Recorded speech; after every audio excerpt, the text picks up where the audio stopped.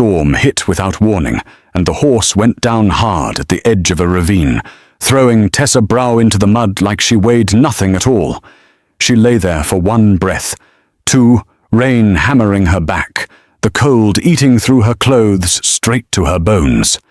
Then she lifted her head and saw it, the iron gate of the Keldron estate, standing dark and tall against the lightning-cracked sky.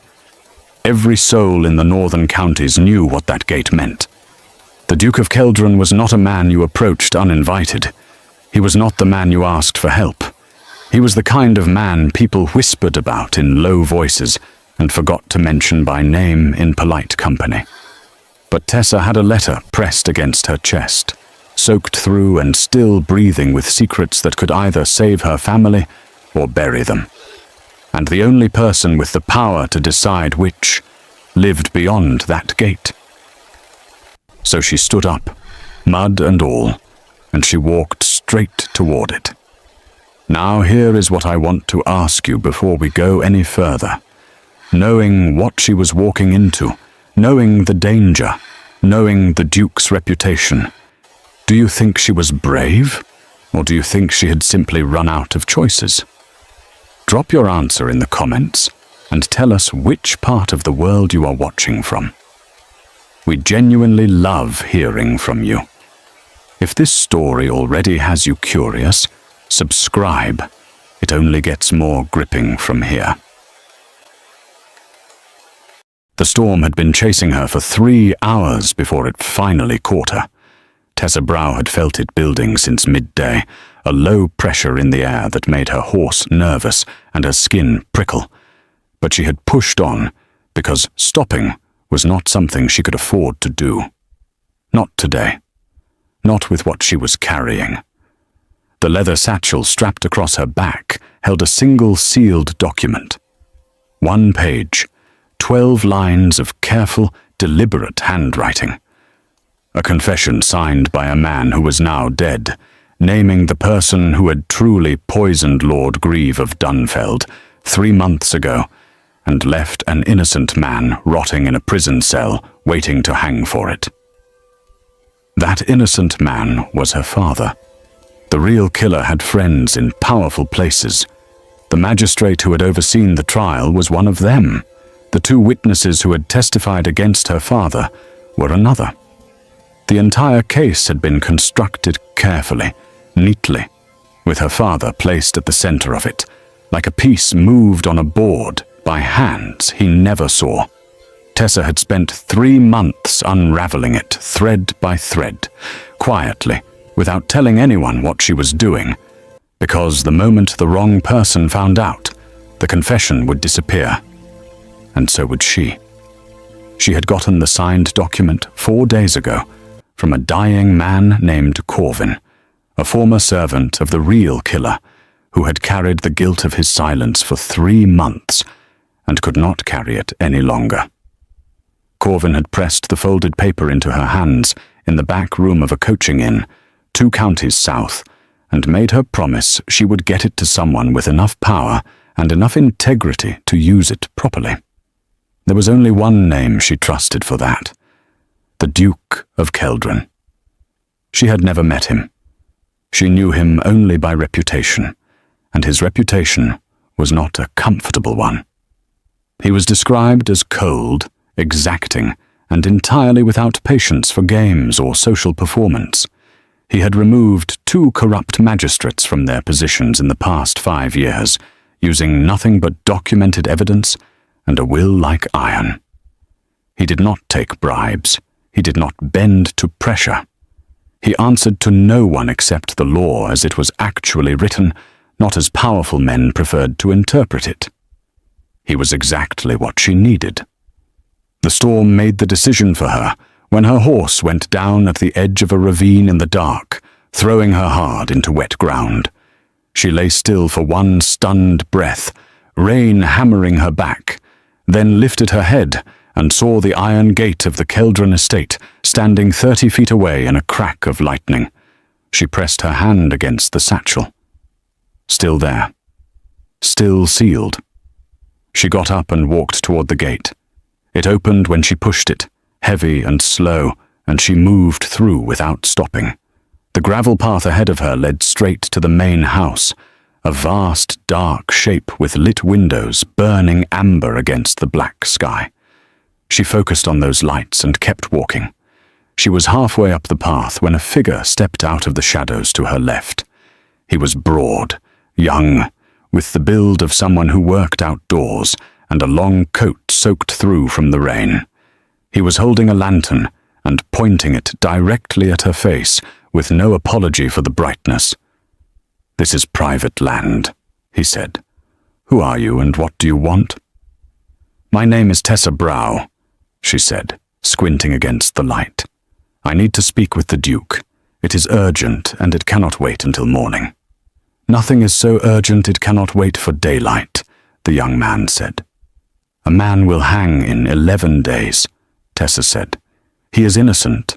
I have proof, and the people who put him there will take that proof from me the moment they find out I have it, which means every hour I wait is an hour closer to losing it. So yes, it cannot wait." The lantern held steady on her face for a long moment. Then the young man said, "Come with me." His name was Davin. He was, she quickly understood, not a guard, but something closer to a personal attendant, the kind of young man who had grown up on the estate and knew every stone of it. He led her to the front door, knocked twice in a particular pattern, and stepped back. The door was opened by an older man with a straight back and a face that had been trained over decades to reveal nothing. He looked at Tessa with the particular stillness of someone who has seen surprising things arrive at this door before and made peace with it. "Marsh," Davin said. "She needs the Duke. I think he should hear her." Marsh looked at Tessa, then at the satchel on her back, then at Davin. "Wait here," he said. The entrance hall was warm and entirely silent. A housemaid named Otti took her wet coat with quick, careful hands and disappeared with it. Tessa stood in the candlelit hallway and tried to slow her heartbeat.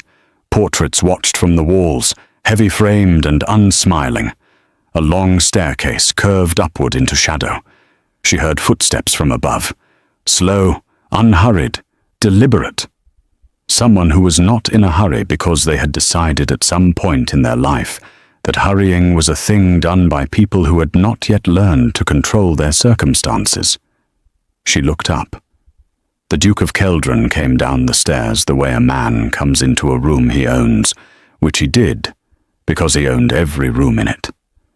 He was taller than she had imagined, younger too, mid-30s, with dark hair and a face built from sharp angles and long patience. He was not in formal dress. He wore dark trousers and a plain white shirt, the collar open, the sleeves turned back at the wrist. He looked like a man who had been awake and working, not sleeping. He stopped on the last step and looked at her. She looked back. "You rode here in this storm," he said. "My horse fell in the ravine," she said. "I walked the rest."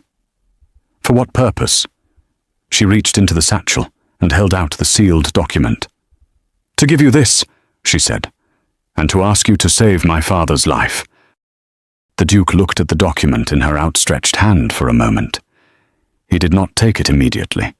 He came down the last step, walked toward her, and stopped close enough that she could see the detail in his expression, which was not cold exactly, but extremely controlled, the face of a man who had learned to think before he reacted to anything. Then he took the document. He turned it over, examined the seal, looked at her. "Who gave this to you?" he said. "A man named Corvin," she said. "He was a servant in the household of Lord Ferris Crane for 11 years.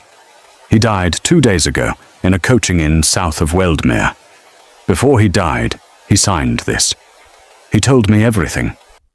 "Lord Crane," the Duke repeated. The name landed in the room with a particular weight. "Yes," Tessa said. She watched his face. Something moved behind his eyes, quick and deliberate, like a man sorting through information he already had and placing a new piece in its correct position. "Come," he said, and walked toward a room off the main hall without looking back to see if she followed. She followed. The room was a study, lined floor to ceiling with shelves of books and bundled documents. A fire burned low in the grate. A wide desk sat in the center of the room, covered in papers, maps, and open ledgers. 2 candelabras burned on opposite ends of it, filling the space with warm, unsteady light.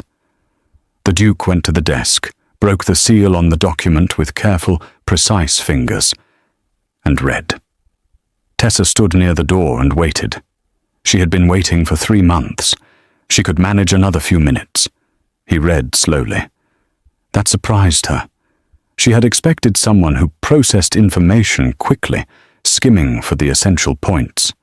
Instead, he gave every line the same careful attention, and when he reached the end, he went back to the beginning and read it again. Then he set it down on the desk and looked at her. "Sit down, Miss Brow," he said. She sat in the chair across from the desk. He remained standing, one hand resting flat on the document. "Your father is Aldous Brow," he said. "Yes." "Convicted 6 weeks ago of the poisoning of Lord Grieve of Dunfeld, sentenced to hang." "Yes." "And you believe this document changes that?" "I do not believe it," Tessa said. "I know it. Corvin was in the room when it happened. He saw Lord Crane administer the poison himself. He saw it and he said nothing, because Lord Crane had given him money and told him what would happen to him if he spoke. But Crane is dead now, and Corvin has nothing left to protect." She kept her voice level. "My father was Lord Grieve's closest friend for 30 years. He had no reason to harm him. The case against him was built on 2 paid witnesses and a magistrate who owes Lord Crane's family a very large favor." The Duke was quiet for a moment. "You uncovered all of this yourself," he said. It was not quite a question. "There was no one else to do it," Tessa said simply. A silence opened between them. The fire shifted in the grate. Outside, the storm was beginning to ease slightly, the rain pulling back from a roar to a steady drum. "Why me?" the Duke said. "There are courts. There are procedures for appealing a conviction." "I went to the Court of Appeal 6 weeks ago," Tessa said. "My application was refused. The presiding officer was a personal associate of the magistrate who oversaw my father's trial." She met his eyes steadily. "The procedures that exist to protect innocent people have been used in this case to protect the people who harmed them. I need someone outside that circle, someone with enough standing to present this evidence somewhere it will actually be heard, and with enough character that they cannot be pressured into making it disappear. And you decided that person was me." "I was told you removed Magistrate Holt from office 3 years ago," she said. "I was told you did it with documents and patience, and without being bought or frightened off. I was told you have a particular dislike for people who use the law as a personal tool." She paused. "I decided that person was you." The Duke looked at her for a long moment. Marsh appeared silently in the doorway. The Duke glanced at him. Something passed between them in the way of people who have worked together long enough to communicate without words. "Miss Brow will need a room for the night," the Duke said. "Have Otti prepare one, and send for Davin. I need the South Road watched from now until morning." Marsh nodded and was gone. Tessa looked at the Duke. "The South Road?" "If this document is what you say it is," the Duke said, picking it up again carefully, "then the people named in it have a strong interest in knowing where it is.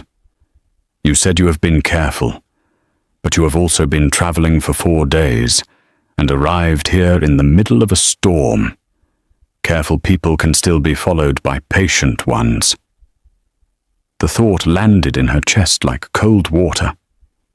She had been so focused on getting here, on keeping the document safe and dry and sealed, on putting one foot in front of the other through 3 months of fear and grief and exhaustion, that she had not fully considered what would happen once she stopped moving.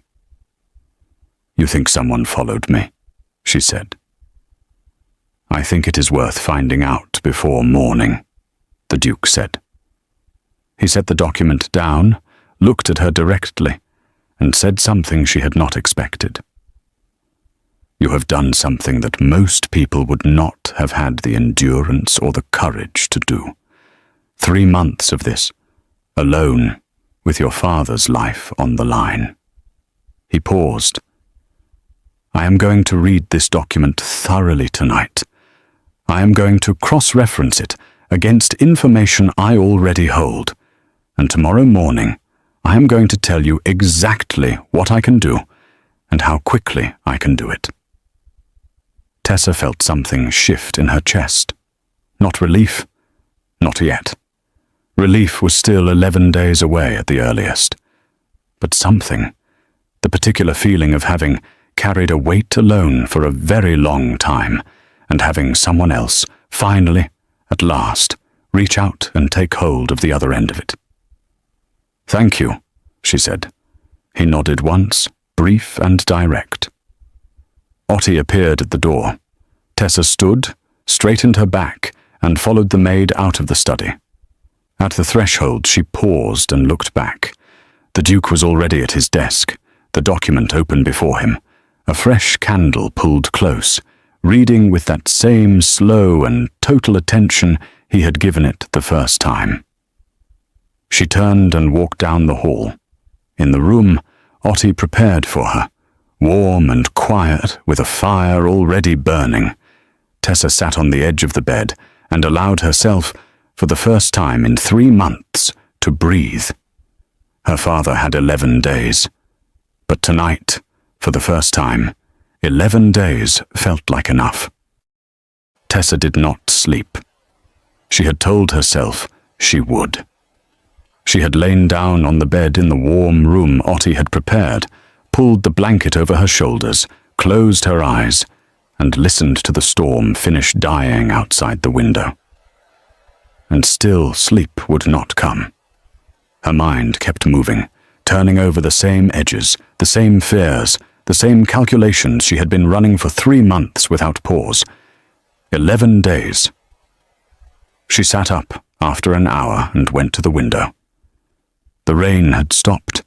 The grounds of the Keldron estate stretched out below her in the dark, wet and still, the gravel path gleaming faintly under a sky that was beginning to clear at its edges. She could see the iron gate at the far end of the path. Closed now. Beyond it, the road that had brought her here disappeared into the dark line of trees. She was watching those trees when she saw the light. It was small, amber, moving slowly along the tree line, parallel to the road, in a way that no lantern carried by a normal traveler would move. A normal traveler used the road. A normal traveler had no reason to stay in the trees at the edge of a private estate at 2 in the morning. Her breath stopped. She pressed her hand against the window glass and watched the light move. It paused.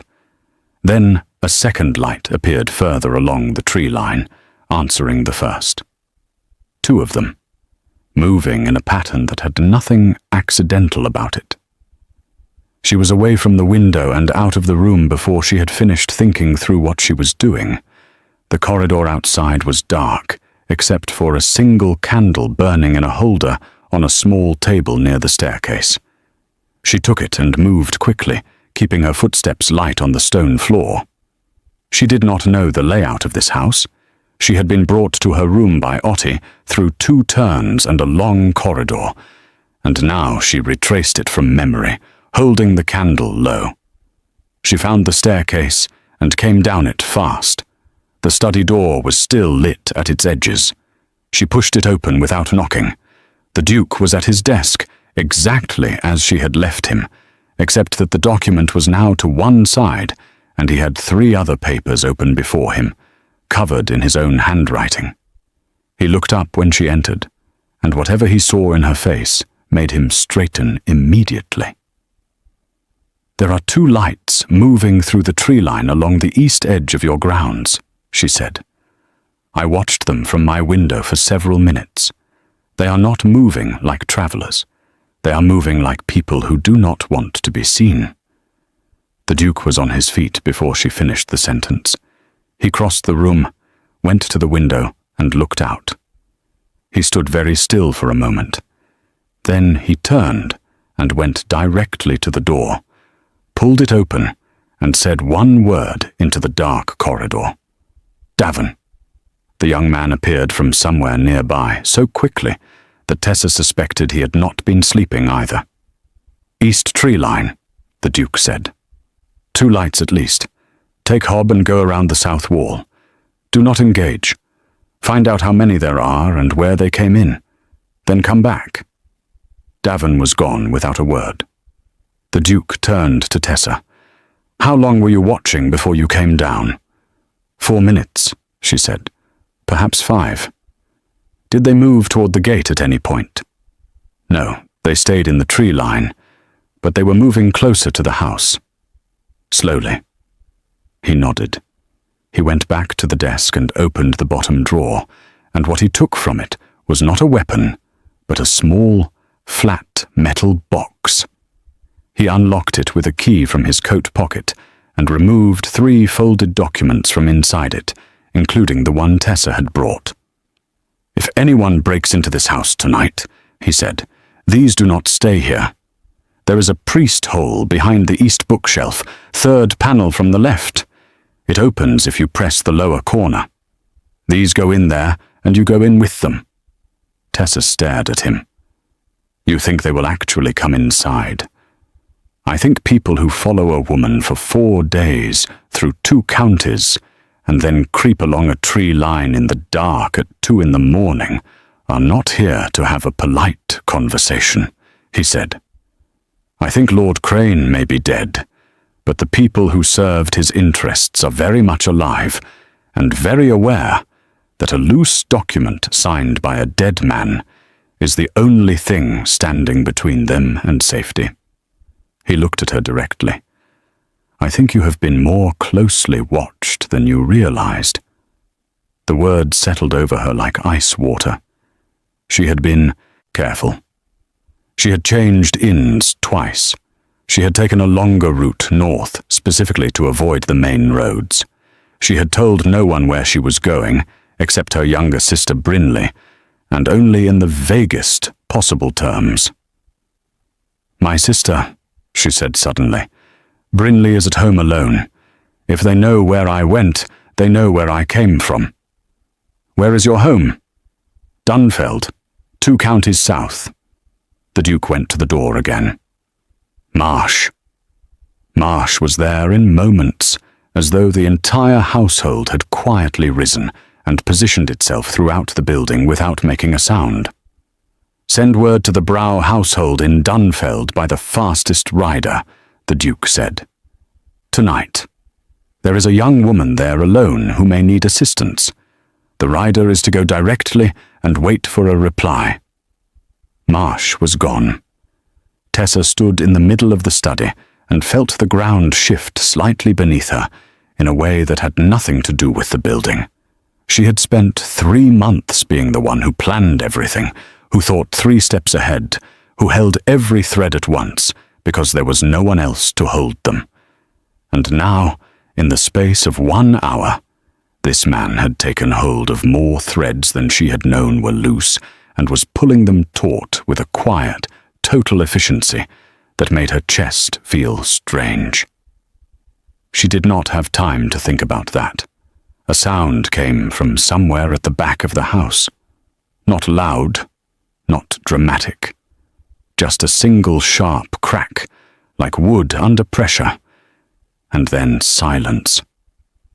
The Duke crossed the room in 4 strides and was in the corridor before Tessa had fully registered what she had heard. She went after him. The back of the house opened into a long service corridor that ran the width of the building. 3 doors led off it, all closed. The Duke stopped in the center of the corridor and listened. Tessa stopped behind him and did the same. There was a sound under the door at the far left end. Breathing. More than one person. The slow, deliberate non-movement of people trying to be still. The Duke picked up the iron candle holder from the wall bracket beside him, not as a weapon exactly, but with the particular grip of a man who had decided what he was prepared to do. He looked back at Tessa once. His eyes moved to the document in her hands, then back to her face. She understood. She pressed herself against the wall and did not move. He crossed to the far left door in silence, put his hand on the latch, and threw it open. 2 men stood in the small storage room beyond it. They were not dressed as gentlemen. They wore dark, plain clothing, the kind that disappeared into shadows. One of them was holding a short iron bar. The other had his hand inside his coat. For one frozen moment, no one moved. Then the Duke said, in a voice so completely calm it was almost frightening, "You have broken into a peer's household in the middle of the night. Every second you remain here adds to what you will answer for. I would think very carefully about the next decision you make." The man with the iron bar looked at the one with his hand in his coat. Something passed between them. Then the one with his hand in his coat pulled it out empty, and both of them looked at the floor. It was not courage that made them stop. Tessa understood that later, turning it over in her mind. It was a calculation. They were hired men. Hired men weighed costs, and the cost of whatever they had been offered had just run directly into the reality of where they were standing and who was looking at them. Davin appeared at the far end of the corridor with Hobb behind him, a large, weathered man who looked like he had seen far more difficult situations than this one, without losing any sleep over any of them. Davin took one look at the 2 intruders and positioned himself in the doorway, with the particular stillness of someone who was hoping, quietly, that they would try something. They did not try something. Within 20 minutes, both men were secured in the groundskeeper's outer building, with Hobb standing guard. A local magistrate had been sent for, and Tessa was back in the study, sitting in the chair across from the desk, with a cup of something hot that Otti had produced from somewhere and pressed into her hands without being asked. Tessa held the cup and looked at the fire. "They will not talk," she said. "Men like that never do." "They do not need to," the Duke said. He was at his desk again. "Their presence here tonight is itself evidence. Combined with what Corvin signed, it builds a picture that is significantly harder to dismiss than a single document from a dead servant." She looked at him. "You are already thinking about how to use this." "I have been thinking about how to use it since I read it the first time," he said. He met her eyes across the desk. "Your father does not have 11 days to wait for a formal appeal process. I am going to write 3 letters tonight. One to a judge in the capital who owes me nothing and cannot be pressured. One to a member of the House of Lords who has been looking for grounds to challenge Lord Crane's estate for other reasons entirely. And one to the prison governor at Heldwick, instructing him that Alder's Brow is not to be moved, transferred or harmed in any capacity until further legal notice under my personal authority." Tessa felt something tighten in her throat. "That last letter," she said. "Does it carry enough weight?" "The Duchy of Keldron has carried that weight for 200 years, he said, without arrogance, simply as a fact. "It will carry it tonight." She nodded. She looked down at the cup in her hands. "Why?" she said quietly. You did not know me this morning. You owe my family nothing. You could have turned me away at the door, and no one would have thought less of you for it." The room was quiet. The fire had settled into a deep, steady burn. "Because the law is only worth the people who are willing to defend it when it is being misused," the Duke said. "And because your father is innocent. And because you have fought for 3 months for something that should not have required fighting for in the first place." He paused. "Those reasons are enough." Tessa said nothing. There was nothing she could say that would be adequate, and she had learned long ago that inadequate words were worse than silence. She sat with the fire and the silence and the strange, unfamiliar feeling of not being alone in this any more. Morning came grey and cold, with a clean-washed sky and long shadows across the wet grounds. Tessa was up before the household stirred, standing at the window of her room, watching the east tree line in the early light. It was empty. Still, whatever had moved through those trees in the dark had either been caught or retreated, and in the flat grey of early morning, the grounds looked peaceful in a way they had not managed to feel the night before. She dressed, twisted her hair back simply, and went downstairs. The study door was open. The Duke was not in it. The desk had 3 sealed letters on it, stacked neatly, each addressed in a hand that was precise and unhurried. Beside them sat Corvin's document, and next to that, a single sheet of paper with notes written in the same hand. She did not read the notes. She looked at the sealed letters and felt the specific weight of knowing that someone had stayed awake all night on her behalf. Ottie found her in the corridor and brought her to a small breakfast room at the side of the house. A fire burned. Food was laid. Marsh was standing near the window with a look on his face that said the night had been long for him as well. "The magistrate came at 4 this morning," Marsh said, without preamble, apparently having decided that formality was a lesser priority this morning than information. He took both men into custody. One of them gave a name before they left. Not voluntarily. The other one said it trying to bargain. He paused. The name was Pelwick. Tessa went still. "Sir Galt Pelwick? You know him," Marsh said. "He was Lord Crane's closest associate," she said slowly. "He managed Crane's affairs, his properties, his connections. If Crane poisoned Lord Grieve, Pelwick almost certainly knew about it." She sat down at the table without meaning to. "He knew about it, and he let my father hang for it." "He let your father be sentenced to hang?" Marsh corrected carefully. "Aldous Brow is still alive." She pressed her fingers against the table and breathed. "Where is the Duke?" she asked. "He rode out an hour ago," Marsh said. "He asked me to tell you he will return before midday and that you are to remain inside the estate until he does." "Rode out where?" He did not say. A pause. He rarely does. Tessa ate because her body needed it, not because she had any interest in food. She ate methodically, looking out the window at the grounds, at the iron gate standing solid and closed at the end of the path, at the tree line beyond it that looked so ordinary now in the morning light. She thought about Pelwick. She had seen him twice, at social gatherings before everything had fallen apart. A neat, mild-looking man with pleasant manners and quick, watchful eyes. The kind of man who was very easy to underestimate. The kind of man who understood that the most dangerous position was always the one that appeared the least threatening. He had sent those 2 men last night.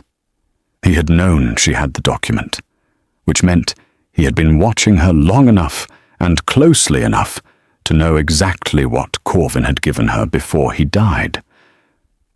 The question that sat heavily in her chest was how much else he knew.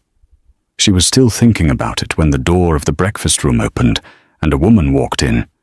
She was perhaps 50, with silver-streaked hair pinned with perfect precision, and a face that was still handsome in the way of a woman who had been beautiful and had moved through that stage of life without losing anything essential.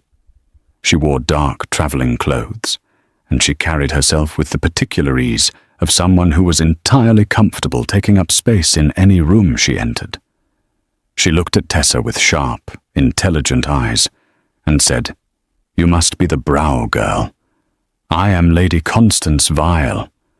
I am the Duke's aunt, and I have just ridden 3 hours to get here, so please do not waste my time with pleasantness."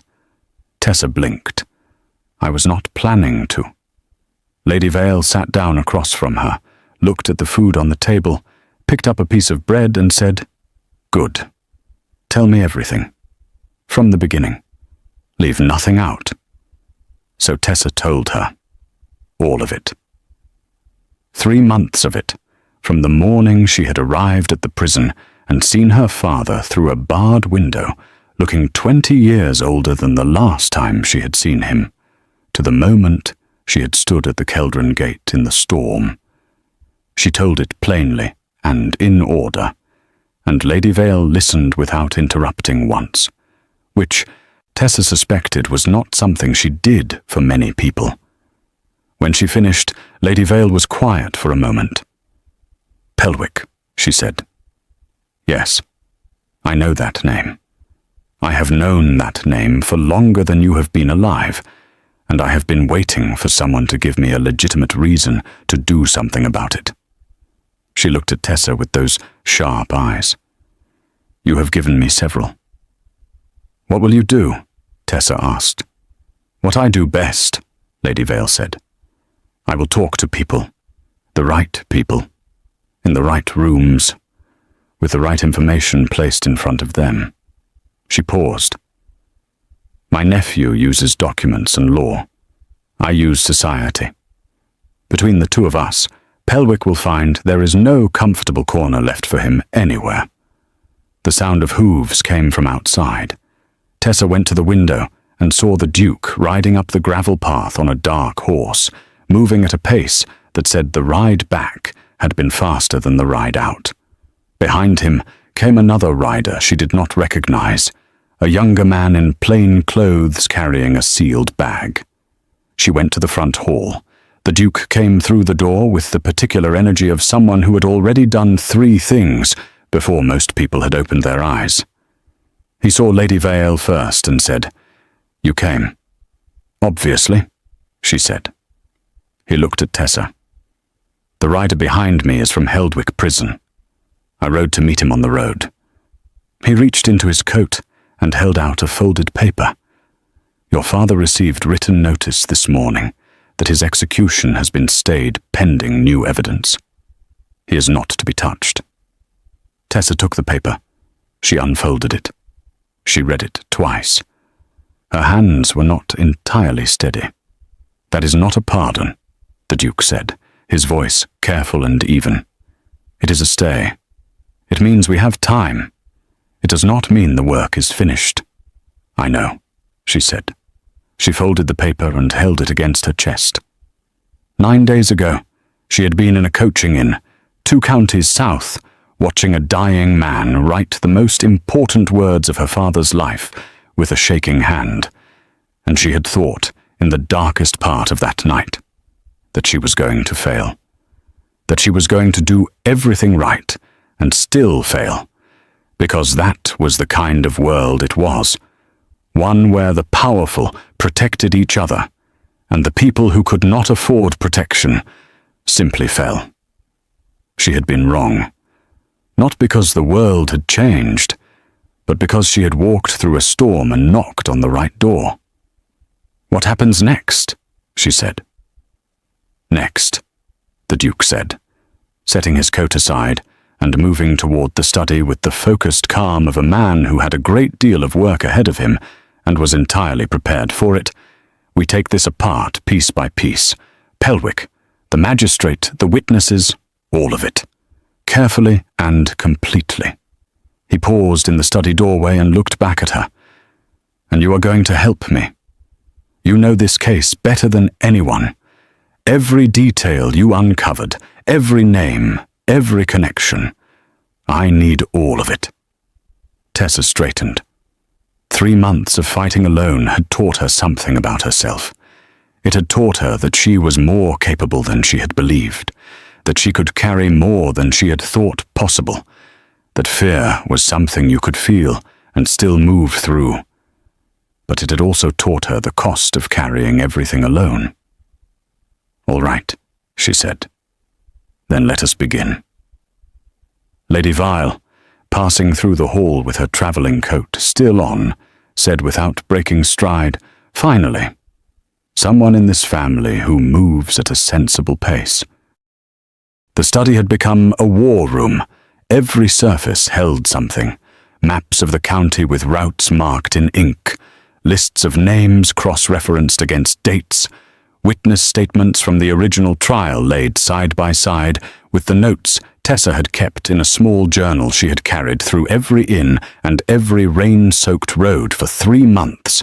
The Duke had pulled files from his own records that connected Pelwick to 2 other cases where justice had bent in directions it should not have bent, and those files now sat open beside Corvin's signed confession like pieces of a puzzle that had always belonged together but had never been in the same room before. Tessa and the Duke had been working for 4 hours straight. She had not expected this. She had expected him to take the document, thank her, and manage the rest through channels she had no access to. Instead, he had pulled a chair to the opposite side of the desk, opened his own notebooks, and said, "Start with the witnesses. Tell me everything you found about them." So she had, and he had listened the way he read, with total, unhurried attention, asking precise questions at precise moments, never interrupting the flow of what she was saying, but catching every detail that mattered and turning it over in his hands like a stone he was checking for weight. His name, she had learned over the course of the morning, was Caelan. Duke Caelan Vora of Keldron. She had heard it from Lady Vale, who used it without ceremony. The Duke himself had not offered it, and she had not asked. But it sat in the back of her mind now, with a familiarity she had not invited and could not quite dismiss. "The second witness," she said, pointing to the name on the trial record. "A man called Fenso. He was a stable hand at Lord Grieve's estate for 2 years before his death. He left that position 3 weeks before the poisoning, and no one thought to question why. I found him 6 weeks ago, working at a coaching inn in the next county.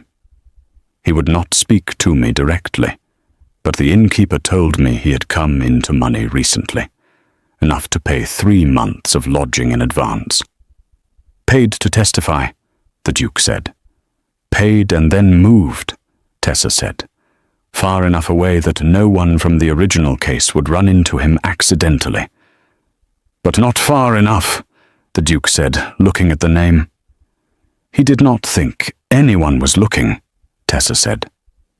Davin knocked and entered without waiting, which told her something about the usual atmosphere of this house. He was carrying a folded note, and his expression was tight. "Rider from the capital," he said. "From Lord Sen." The Duke took the note, read it, and set it flat on the desk. "Pelwick has left his townhouse," he said, "as of yesterday evening. Lord Sen's man watched him take a carriage south with 2 trunks and no declared destination." The room went quiet. Tessa understood immediately. He knows the men he sent here were taken. He knows the confession exists, and that you have it. He is running. He is repositioning, the Duke said, which was a more precise and more dangerous way of saying the same thing. A man like Pelwick does not simply run. He moves to a place where he has more control and more allies, and from there he finds another way to manage the problem. If he reaches the southern ports, Tessa said. He will not reach the southern ports, the Duke said. He was already writing. The speed and precision of his hand had not changed, but there was something different in the set of his shoulders now, a forward lean that had not been there an hour ago. Lady Vile appeared in the doorway. She had changed from her travelling clothes into something sharper, and was wearing the expression of a woman who had been waiting for exactly this kind of moment for a considerable portion of her life. "He is moving," the Duke said without looking up. "I heard," she said. "I also have news from my own sources, which I will note are significantly faster than yours." She came into the room and placed her own folded paper on the desk. "Pelwick sent a letter 2 days ago to a judge in the Western Circuit named Orath. I have a copy." The Duke stopped writing and looked at it. "How?"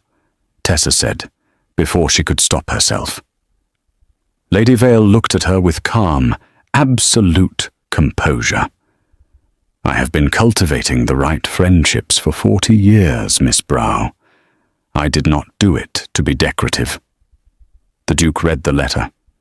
His expression did not change dramatically, but Tessa had been sitting across from him for 4 hours, and had learned the small language of his face well enough to know that what he was reading mattered. "He is trying to have the stay overturned," he said. "He has told Orath that the new evidence is fabricated, that Corvin's confession was produced under duress by a desperate family and should carry no legal weight." Tessa's hands pressed flat against the desk. Corvin was dying. He had nothing left to gain and nothing left to lose. He signed that document of his own will. "We know that," the Duke said. "Orath does not. And if Pelwick reaches him before we do and plants enough doubt, a sympathetic ear in the right position could complicate the stay significantly." A silence opened in the room. Then Tessa said, "How quickly can you travel to the Western Circuit?" The Duke looked at her. "I have ridden farther than you think," she said. "And I know Corvin's account better than anyone. If this comes to a direct hearing before Orath, you need someone who was there when Corvin spoke. Someone who can speak to his state of mind, his clarity, his intention." She met his eyes without flinching. "Take me with you." Marsh appeared in the doorway, looked at the room, looked at the Duke, and waited. "Prepare 2 horses," the Duke said, "and send for Hob. He rides with us."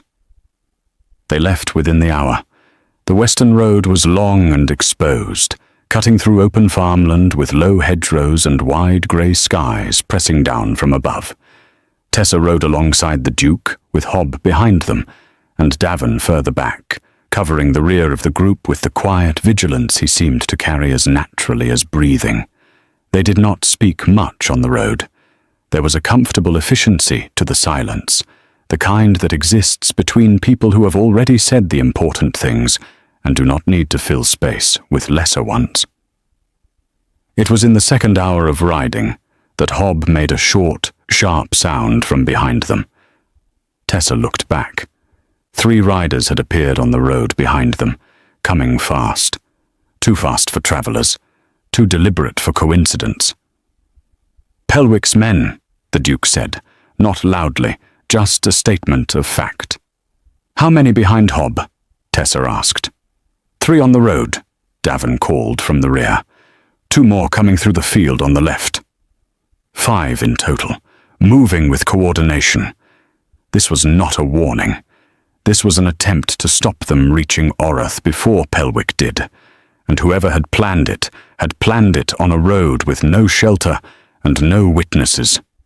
The Duke pulled his horse left toward a farm track that cut between 2 fields, narrow and overgrown, the kind of track that a large group could not ride 4 abreast on. "Stay close," he said. They moved fast. The track was rough and uneven, and the horses picked through it at a pace that required full attention. Behind them, the sound of hooves split, 2 riders following the track, the others circling the field edge, trying to cut them off at the far end. Hob dropped back deliberately, positioning himself as a barrier in the narrow track behind them. Tessa kept her horse moving and did not look back. She fixed her eyes on the Duke ahead of her and matched his pace exactly, leaning forward, keeping low. The track opened abruptly into a wider lane, and the Duke swung right, toward a cluster of farm buildings 50 yards ahead. He rode directly into the yard, pulled up, and dismounted in one movement. A farmer appeared in the doorway of the largest building, staring. "I am the Duke of Keldron," the Duke said, with a clarity that left no room for doubt. "I need your yard for 10 minutes, and I need you to send your boy to the next village for the constable, now." The farmer stared for one more second, then turned and shouted for someone named Tal. The two riders who had followed the track appeared at the lane entrance and stopped when they saw the yard, the farm buildings, the Duke standing in the open, and Hob, who had emerged from the track behind them and was now positioned at their backs with the patient, immovable quality of a man who had decided this was where things ended. It was not a fight. It became, instead, a very uncomfortable wait for the constable, during which the 5 riders found themselves unable to leave, unwilling to escalate, and increasingly aware that they had severely miscalculated how this morning would go.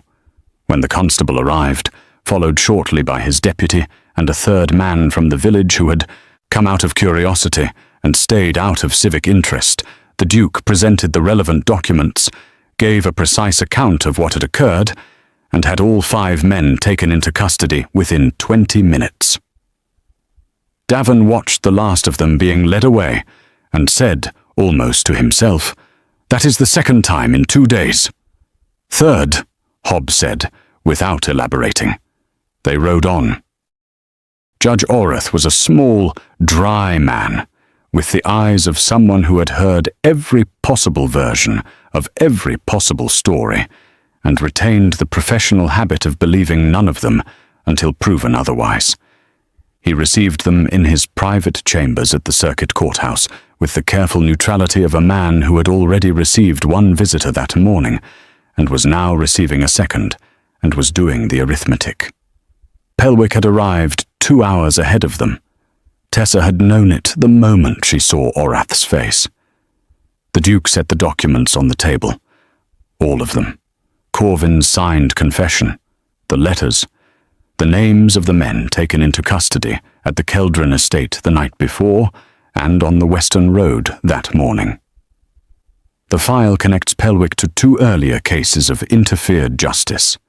Lady Vale's copy of the letter Pelwick had sent to Orath himself, which the Duke placed last, directly on top, and left there without comment.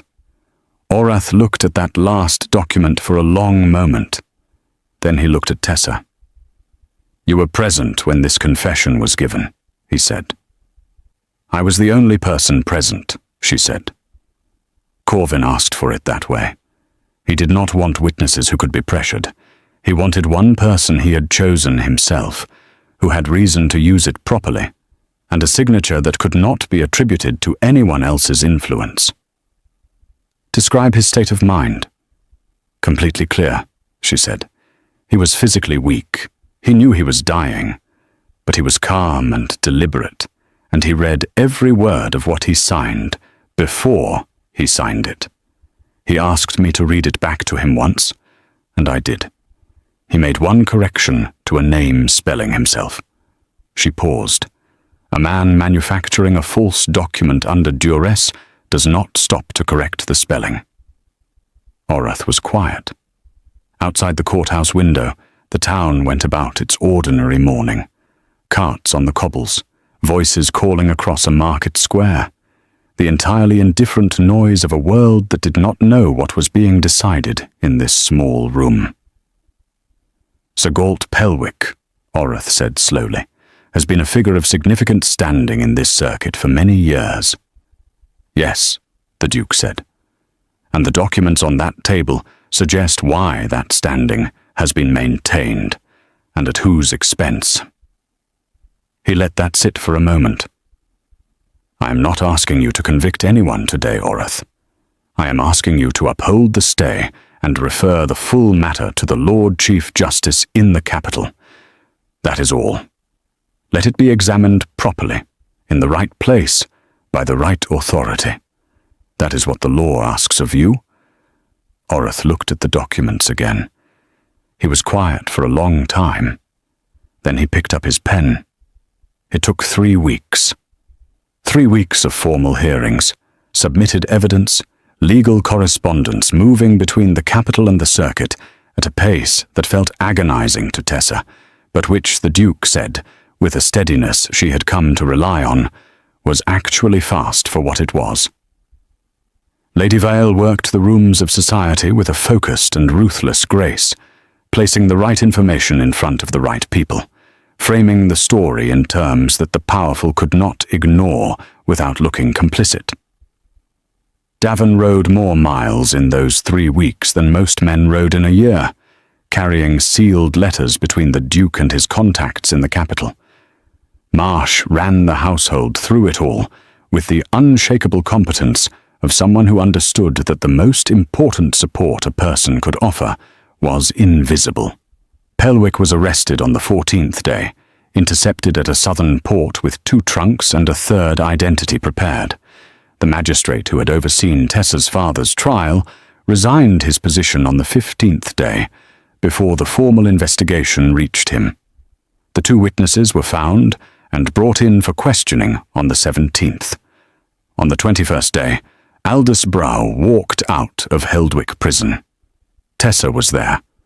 She had ridden through the night to be there, arriving as the grey morning light was just beginning to colour the eastern sky, standing at the prison gate with her hands folded and her back straight and her heart beating so hard she could feel it in her throat.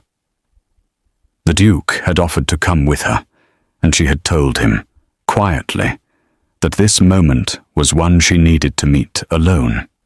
He had understood without requiring explanation, which was something she had noticed he did often.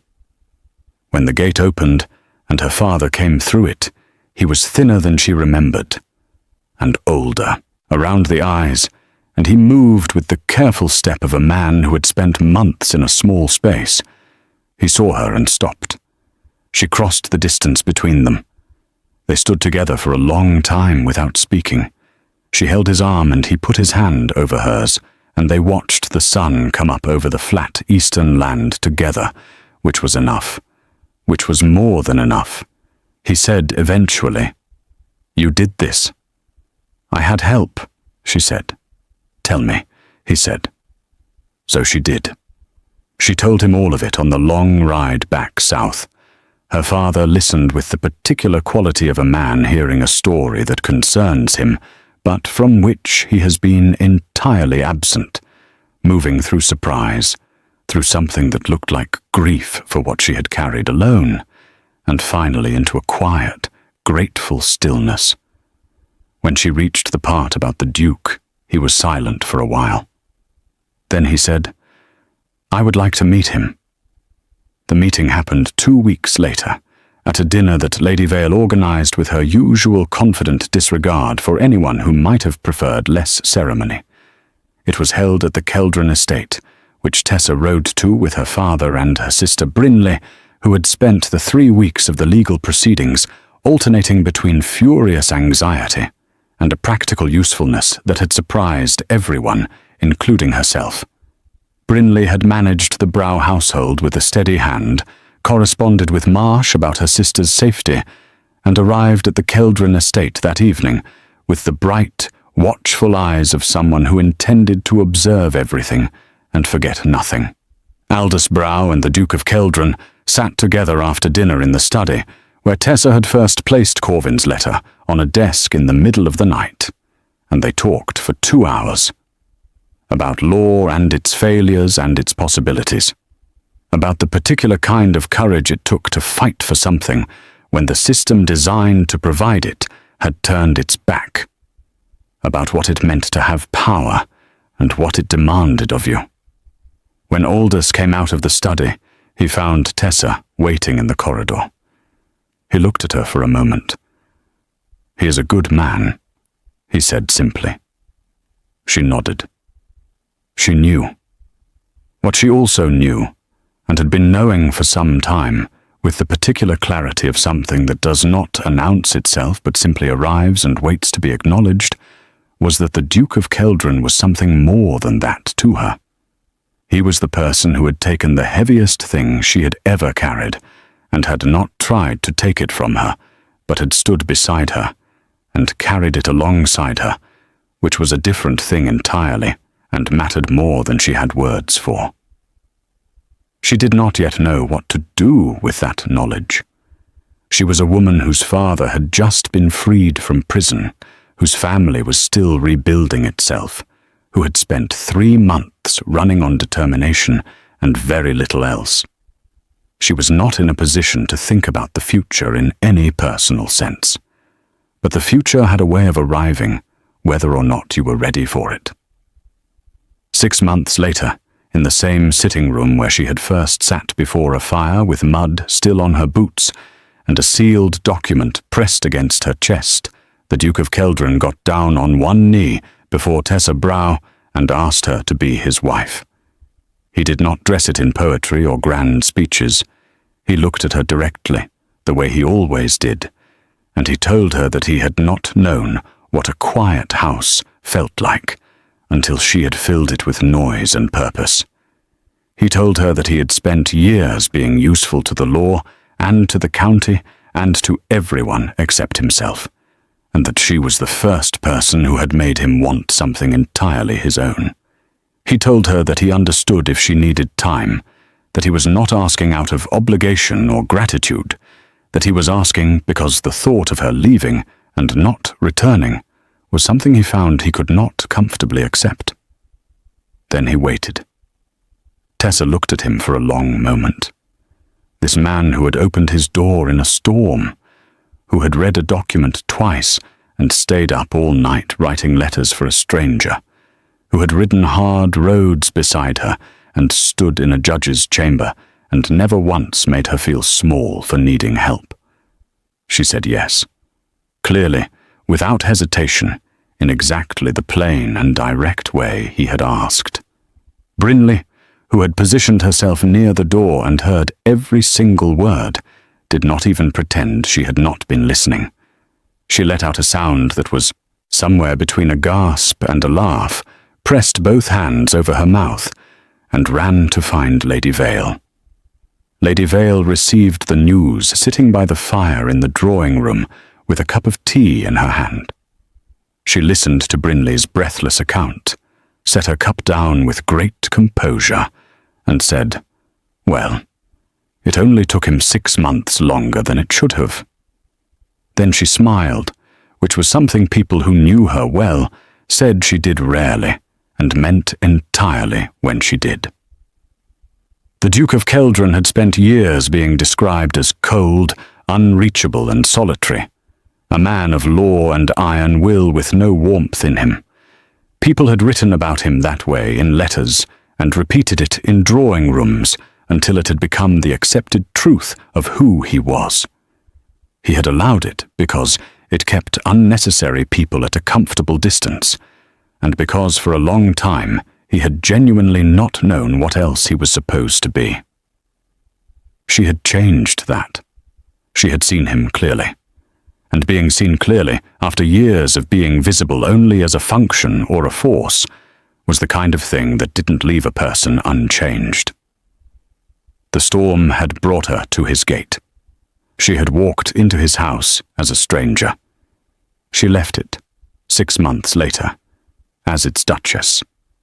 And the man who had once been described in every parlour in the county as cold and untouchable stood at the altar of the Keldren Estate Chapel and watched her walk toward him with the expression of someone who has spent a long time in the dark and has finally, completely, and without any reservation at all, stepped into the light.